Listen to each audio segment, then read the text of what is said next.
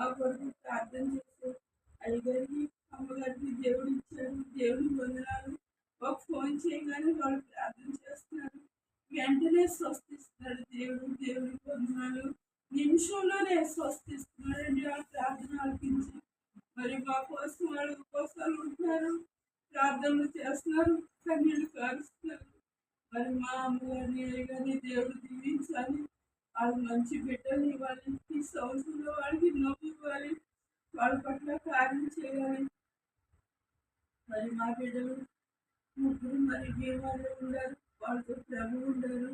అయినా ప్రభు వాళ్ళని విడవకుండా వాళ్ళతో ఉండి వాళ్ళని కాపాడేటట్టు ప్రార్థన చేయండి. ముగ్గురు బిడ్డలకు వివాహం కూడా ప్రార్థన చేయండి. ఎన్నో మేలు చేశారు దేవుడు. రెండు కాదు, ఏమి ఇచ్చినా ఆయనను తీసుకోలేను. ఆయన పాదాల కింద మట్టి లాంటిదని మా కుటుంబాన్ని కాపాడుతున్నందుకు వందనాలు చెల్లిస్తూ ఈ చిన్న